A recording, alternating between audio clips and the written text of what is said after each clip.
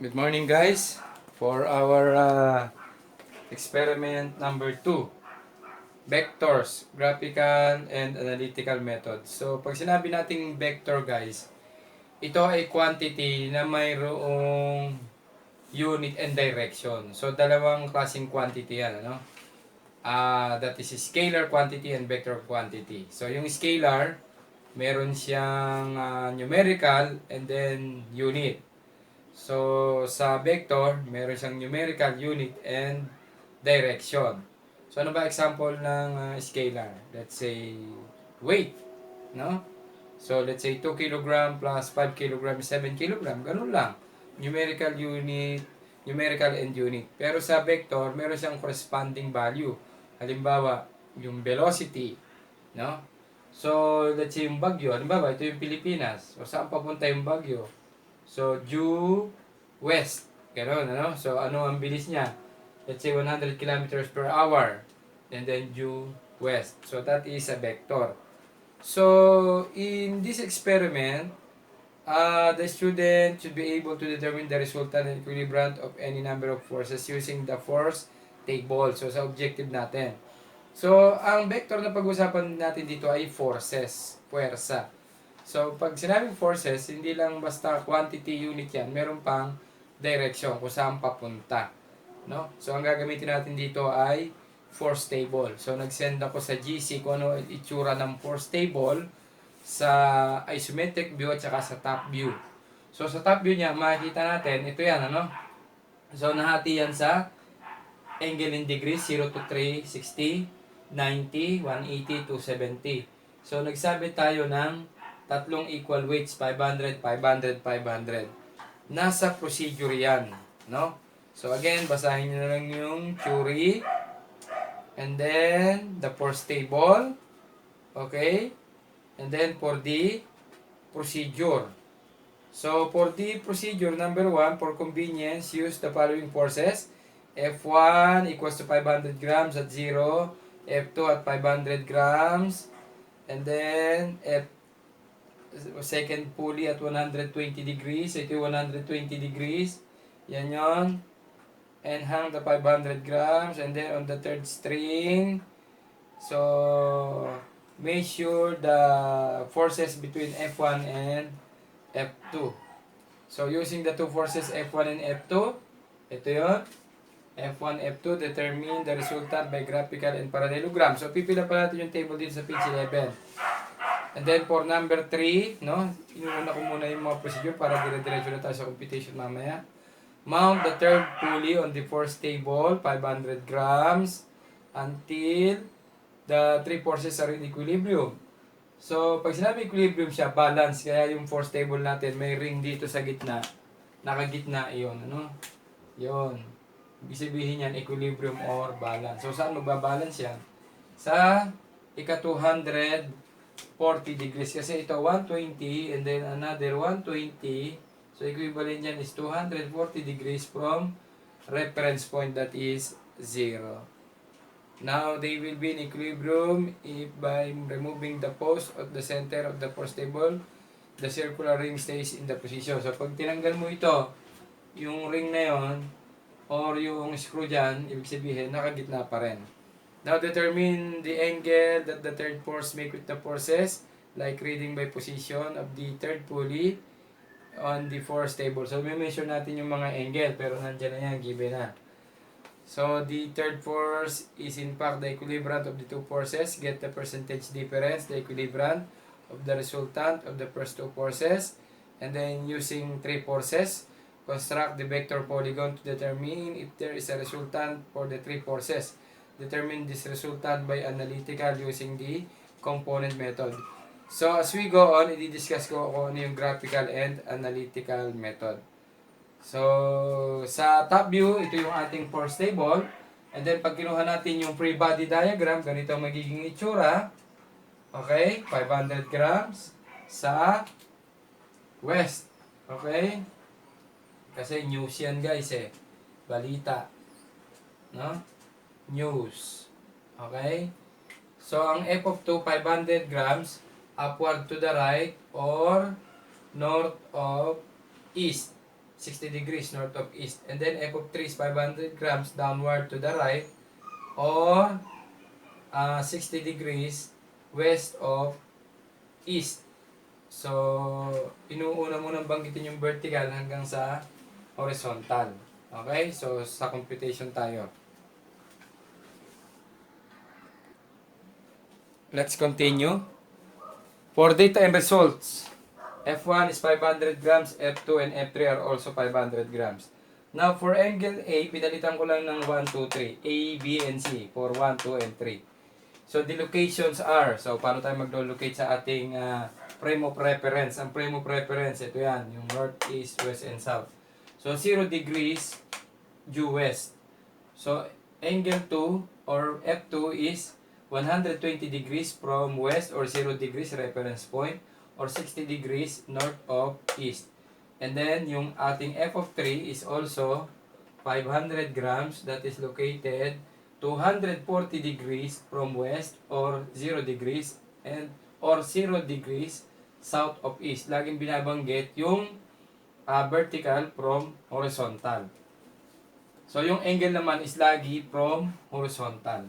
So, ito yung free body diagram. Ano? Using two forces, letter A. So, ano kukunin natin? Using two forces. So, graphical solution, parallelogram method. So, what is the resultant of f of 1 and f of 2? So, pag graphical method, gumagamit tayo ng protractor and ruler. Ito yan, protractor and ruler. So, ito drawing natin to scale. So, gagamitin kong scale is 1 cm equals 20 grams. So, may 500 grams is equal to, so i-divide mo yan, that is 25 cm. So, magdodrawing ako ng 25 cm to the left. So, 25 tapos kasya ba dito 25? Kasya naman. So, ito yan. So, 25 cm to the left. So, ito yung 0. Next, parallelogram method. Resultant, okay, parallelogram method. Medyo ibaba natin. So, 25 cm. Yan. Dito, 25. Oops, sumobra. Yan. So, F of 1. That is 500 grams, 25 cm. Next, sa F of 2, mag-measure tayo ng 120 degrees drawn to scale. So, 120 degrees. Ito yan. So, ganun din, 25 cm. Or 500 grams. Yan. So, F of 2 is also 500 grams. Next,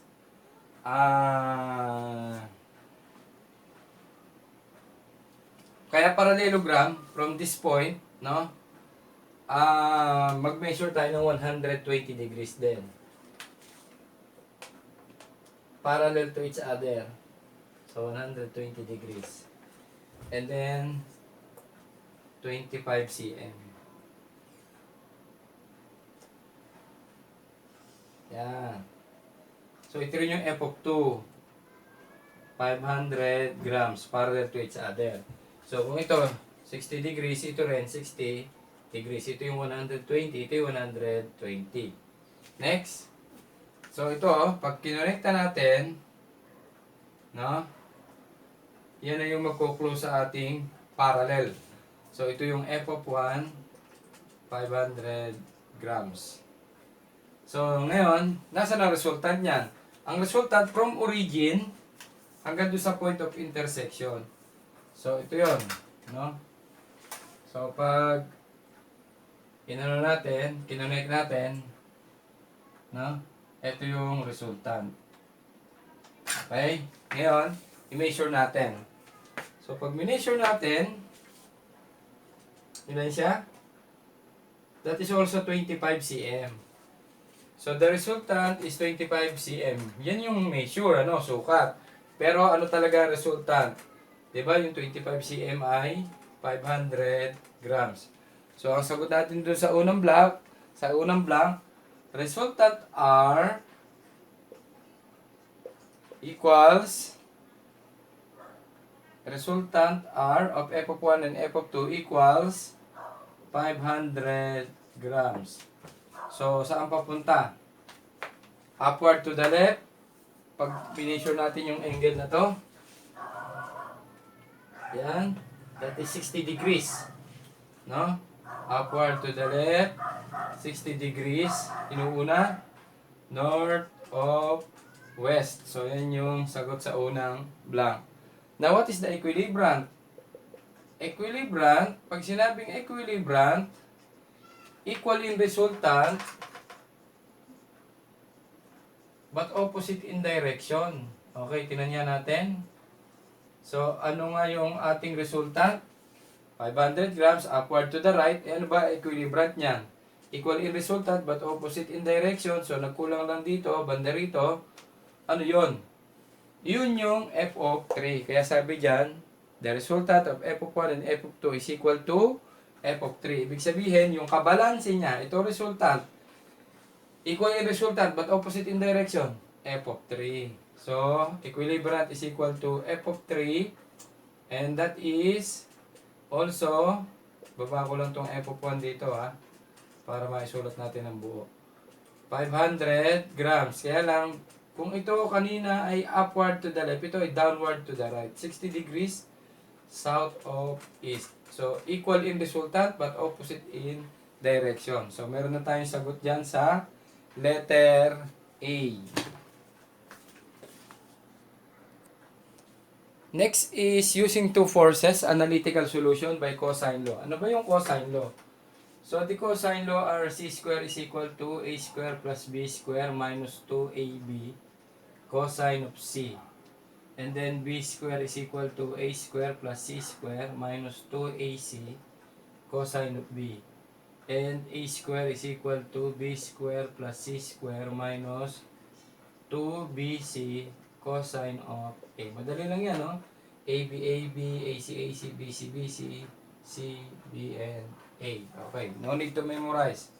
So, using two forces, diba? Ito yung ating free body diagram. F of 1, 500 grams, 120 degrees. F of 2, 500 grams. Okay? So, pag kinumpute natin yan, no? Nasaan ang resultant niyan kanina? Nandito, di ba? Okay. So, ito, pinroject natin dito. Nandito din yung f of 2. Pag kinonsider natin yung left triangle, ito yung f of 2, that is 500 grams. Ito yung f of 1, that is 500 grams. Ito yung resultant. Okay? Yan. Kukunin natin yung resultant na to. Ano value niyan? So, ano yung angle dito? So, that is 60 degrees. Okay? So, let's say, tawagin natin itong angle C. Ito ay angle B.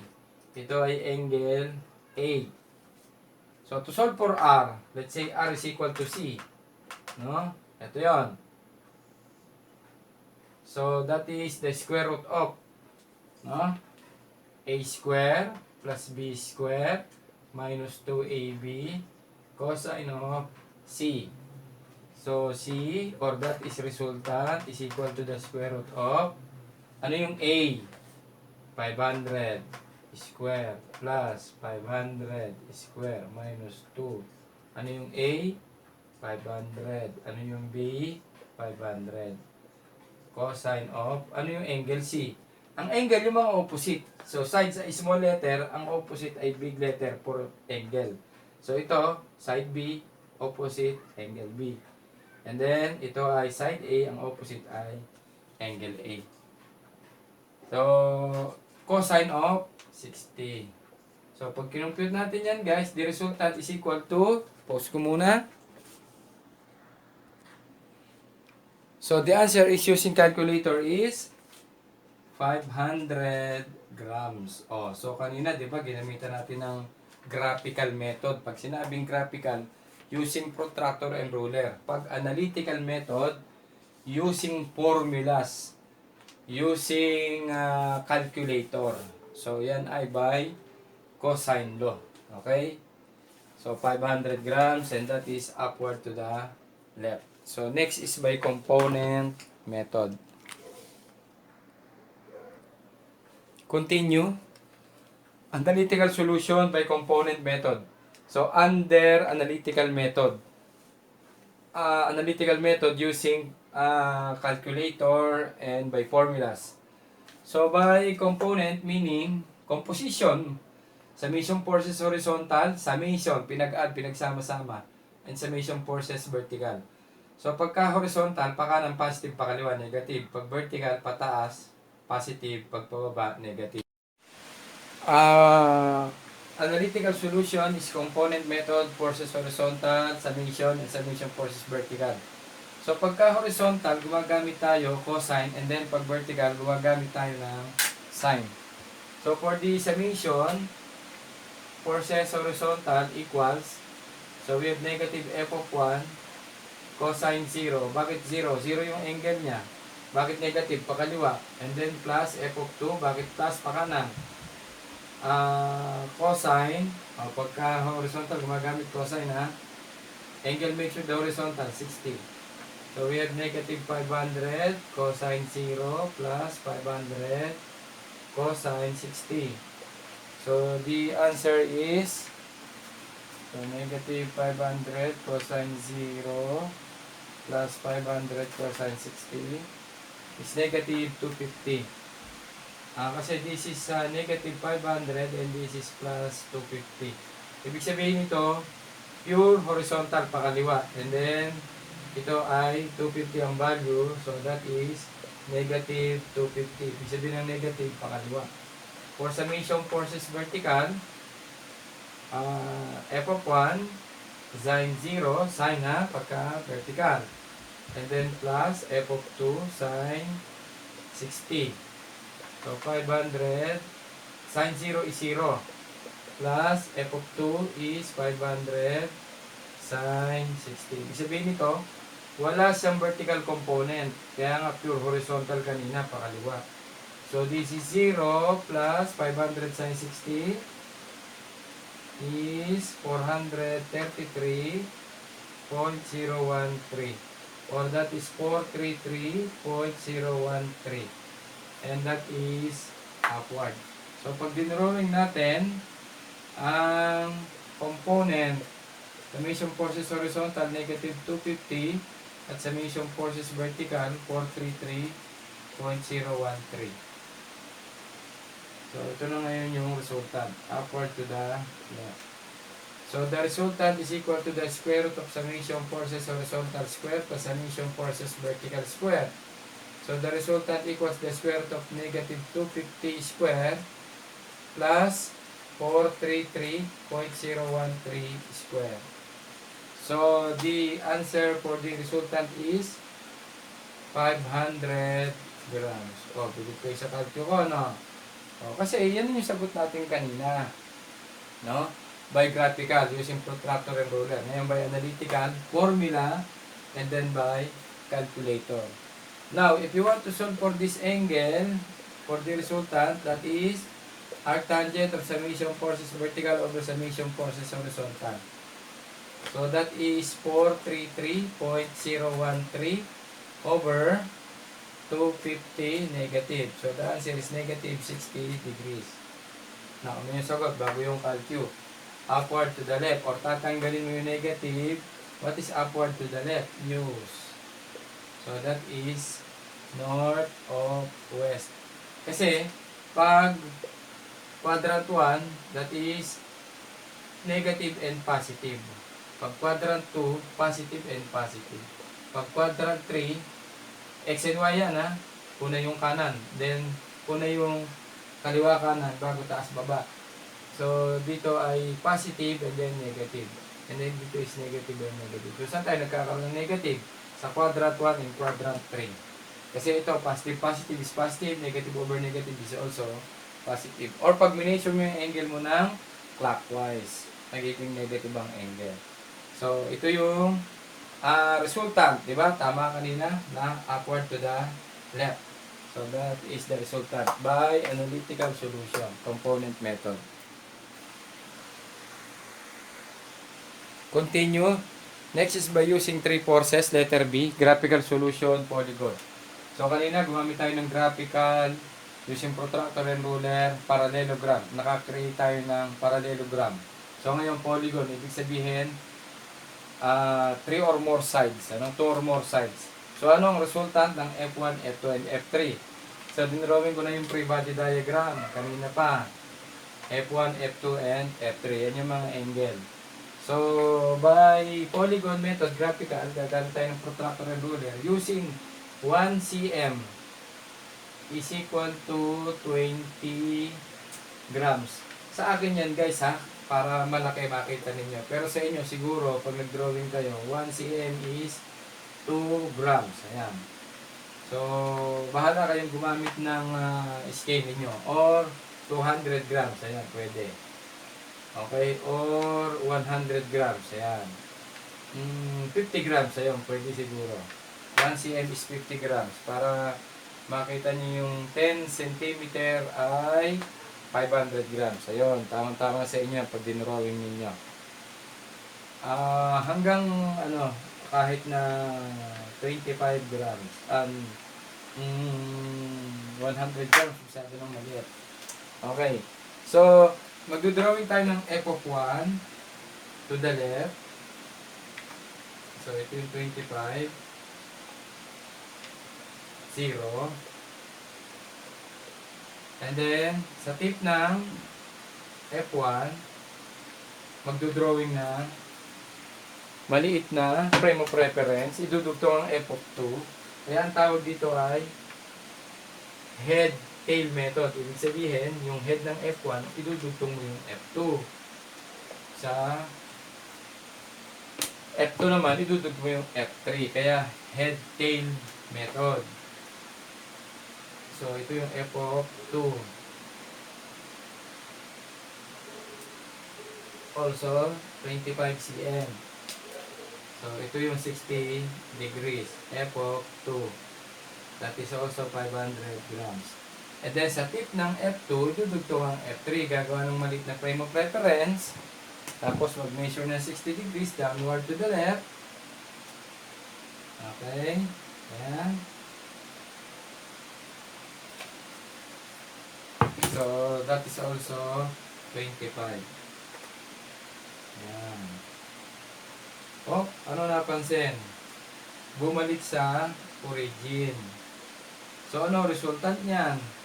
So, F of 3 is 500 grams.